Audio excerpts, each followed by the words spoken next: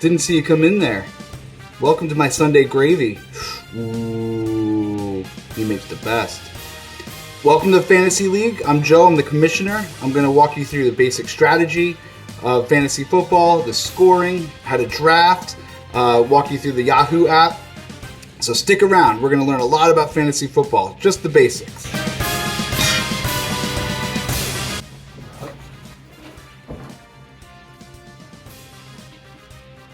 So the first thing you're going to want to do when learning about fantasy football is to carve out a little time like I did to get to know the Yahoo Fantasy app. That's the app that we're going to use for the entire fantasy league. You're actually going to start by getting an email invitation from me to join the league. So I suggest that you download the Yahoo app. It's called Yahoo Fantasy Football, and I'll take you on a little tour. But it's really important to make sure you carve out some special time where you can check and update your rosters, check to see if there's injured players and things like that. So here's the Yahoo Fantasy app for your phone. You could find it on Android or the iTunes store. And you could do anything that you need to do for your fantasy football team right on the iPhone app.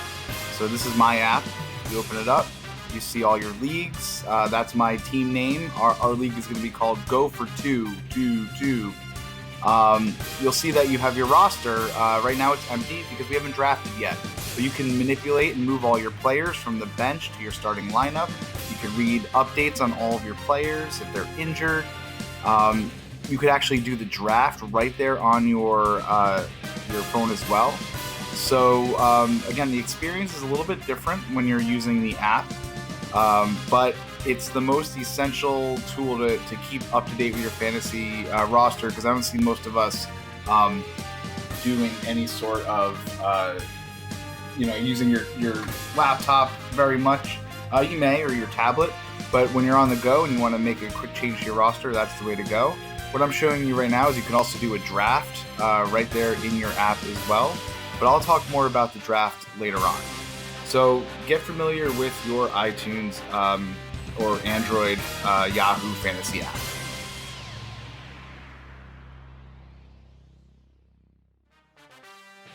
All right, everyone. I want to talk about the basics of fantasy football, the nuts and bolts. It's not very complicated, but essentially, here's what fantasy football is. You select your own team of players, setting a lineup every single week. Then you watch as they run, pass, catch, score touchdowns, and that's how you earn fantasy points. So I wanted to show you a rundown of a week in fantasy football, and more on how you get these players in a few minutes in the draft segment of our video. But essentially, you're going to go up head-to-head each week against another member of our league. Your players are going to be generating fantasy points. So you have a quarterback, and I'll go over the roster in a second. You'll have your quarterback, your receivers, your tight ends, your running backs, your defense, and your kicker, all accumulating points based on how they're doing in real life. So if like I had Davante Adams. If Davante Adams catches the touchdown, he's going to get points on the touchdown, and he's also going to get points on the yards that he accumulated for that day. The object of the game is that each week, your team accrues the most points versus your opponent. Okay, so I won this week 118.66 against my opponent, who got 79.56 points. And again, these points are generated based on how these players perform in real life. So you want to make sure that you have a balanced team, a team that you think is going to score the most points week in and week out. You also will have people on your bench, which I'll show you in a little bit. So if someone gets injured, if someone is against a tough team that you don't want to play them in, you could swap that player out. But the goal is week in and week out to score the most points possible and to beat your opponent.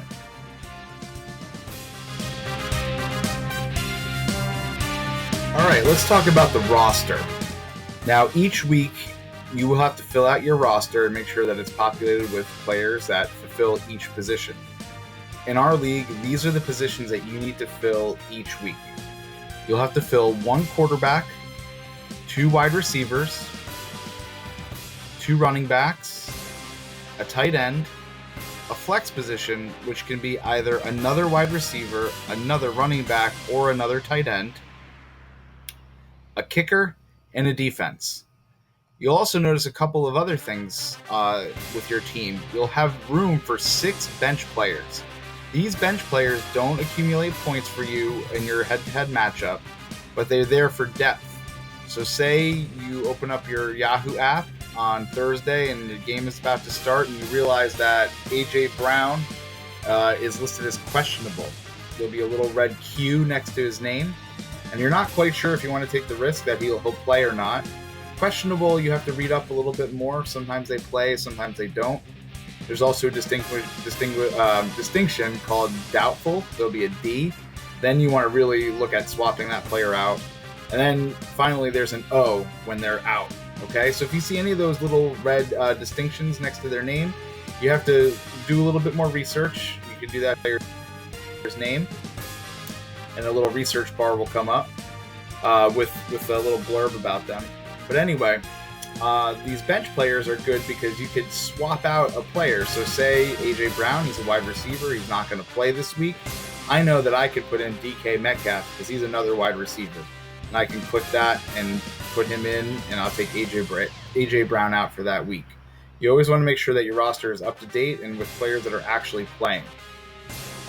Another thing that you'll want to make sure that you do is you have to, and I touched on it a little bit, you have to make sure you set your lineup for the current week starting on Thursday night. Because now we know that there's football games on Thursday nights, Sunday all day, and then also Monday night. So you could theoretically have a player that's one player playing on Thursday, one player playing on Monday night. So the final head-to-head matchup might not be finished until Monday night when your kicker is going against your opponent, and you just need a few extra points. So that's why you always have to be mindful in looking at your app on your phone, because it'll have all that same information. You can change players right on the phone. You can do the same thing right on the desktop as well.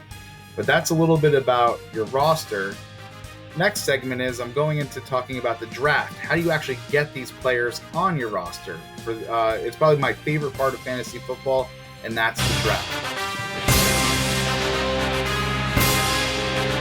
Okay, so as I mentioned in the previous segment, we're going to talk now about the draft. Okay, what you're looking at right now is the draft lobby. Now you can do the draft on your phone. You could do it on any desktop, laptop. You just have to log into Yahoo. The experience, it looks a little different whether you're on a phone or whether you're on a desktop, but essentially this is what you're going to see. So let me take you to a few things. So this draft hasn't started yet. There's a countdown over here. This is the draft order. So there's every player in the league gets to draft one player each round. So Yahoo will randomly generate your draft position half an hour before we schedule our draft. And we haven't done that yet. We'll get to that at another point. But say our draft is at 8 o'clock. At 7:30, you'll be able to log into the draft lobby, which is what this is. You'll get to see where you're drafting. So in this draft, this is a fake draft. I'm drafting actually in position 1, which is really good. I have my pick of the litter. I could pick any of these players. So what I want to draw your attention to is this listing. These players are not just listed at random. They're actually ranked by fantasy football experts in their order of how great they're going to be at fantasy this season, okay? So it'll tell you the player's name. It'll tell you the position that they play. He plays on the Minnesota Vikings, Justin Jefferson. He's a wide receiver. They project that he's going to get 287 fantasy points this season. I think this is total BS. Don't really pay attention to that. Oh, the draft's about to start. So you want to use this as a guide because this is telling you what fantasy experts and what history has shown to be the top players. Okay, so now the draft has started, and it's my turn. You'll hear a cool noise. It'll say your draft. It's your turn to draft. I'm picking from the first position. I do want to choose Justin Jefferson as my number 1 pick, so I make sure I have him selected. I see his picture. I click the button, and I click draft. Justin Jefferson is now on my roster. Okay? Now it goes to the next person who picks number 2, then 3, and so on and so forth. But you'll notice round 2, I don't get the first pick again. That wouldn't be fair. It starts again with number 10. It's called a snake draft. So number 10 is going to choose the last pick in the first round and then the first pick in the second round.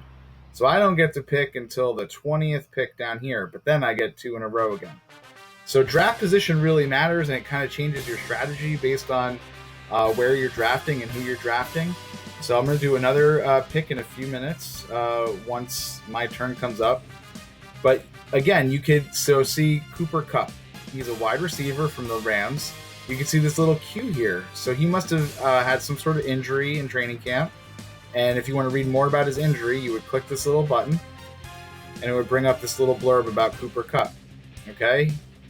And it tells you a little bit about him, his outlook, and it updates each week. So this is a good way to just learn more about the players and things like that. But he's questionable. There's no real information on his injury. It's probably not significant.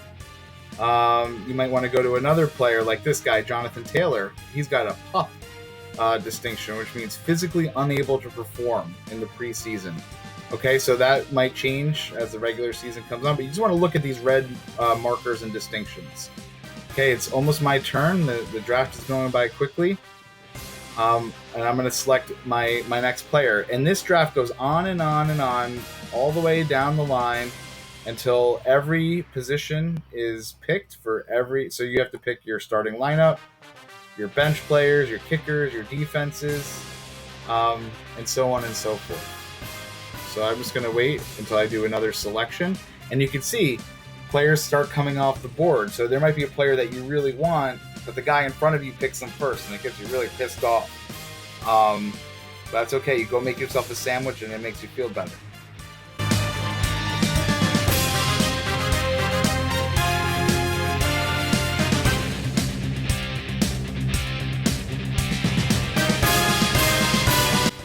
Okay, so we've drafted a great team. We put them in our roster. We are ready for week 1, which starts in a couple of weeks, less than a couple of weeks now. How do you get points? How do you generate those points in your head-to-head matchup? And like I said previously, it's based on how your players perform, how they throw, catch, run, score touchdowns, how your defense performs. So let me go through step by step how our league is set up. Our league is set up to be what they call a points per reception league, and I'll get into that more in a second. So players, for throwing a passing touchdown, you'll get 4 points. If your quarterback throws an interception, you'll get -1 point. For every 25 yards that your quarterback throws, you'll get 1 point. Your running backs, whenever they get a rushing touchdown, they'll get 6 points. Whenever they run 10 yards, they'll get a point. If they catch a ball, they'll also get a point. Receivers will get 6 points for catching a touchdown. They'll get 1 point per reception. And then every 10 yards that they receive, they'll also get another point. Your defense/special teams that you select, you actually select the whole team in that category. So say I have the Jets. If my team returns a kickoff for a touchdown, I'll get 6 points. These are some other miscellaneous ways you get points. If your team scores a 2-point conversion, you'll get 2 points, whoever catches it. If you lose a fumble, that player loses 2 points. So say your running back is Jonathan Taylor and he fumbles the ball and he had 10 points, he'll lose 2 points on his total. So he'll get 8 points. If your team has an offensive fumble return for a touchdown, these are random. Your kickers get points too for kicking field goals. So if the field goal is between 0 and 39 yards, you'll get 3 points. If your field goal is over 40 yards, you get 4 points. If it's over 50 yards, you get 5 points. Don't forget about the kicker. The kicker can actually win you a week or lose you a week. It's happened to me a lot of times. And if you get an extra point, you get an extra point. Easy as that. Your defense actually will start out each week with 10 points. So you'll start out the game with 10 points. If your defense does not allow a single point, you'll keep those 10 points. If they allow 1 to 6 points, you'll lose some points, so you'll have 7 points. If they allow 7 to 13 points, you lose some more points, and then you'll only have 4. If they allow 14 to 20 points, you'll only have 1 point. If they allow 21 to 27 points, you get 0. Then you can start losing points if your team is just getting pummeled. So like it says on here, if you let up 35 or more points, you actually lose 4 points. But your defense can make it back with sacks. You get a point. Getting an interception, they get 2 points. They recover a fumble, they'll get 2 points. If they score a defensive touchdown, your defense will get 6 points. They get a safety, 2 points. Block a kick, 2 points. And a kickoff or a punt return for a touchdown is 6 points. Now, I built in a couple of bonuses to make this a little bit more fun. So for your quarterbacks, I know it says 30, but it's actually 300. If your quarterback throws 300 yards or more, you'll get 5 points. If they throw 400 yards or more, they'll get a bonus, another 5 points. Your running backs, if they rush for 100 yards, you'll get an extra 5 points. If they rush for 200 yards, they'll get an extra 5 points. So a lot of incentive to have those bell cow running backs. Receivers, again, if they receive for 100 points, they'll get a 5-point bonus. If they receive for 200 points, they'll get another 5-point bonus. So this is going to be a high-scoring league, and this is how your team will generate points each week. And the object of the game is that your team has more points than the person that you're against. Simple as that.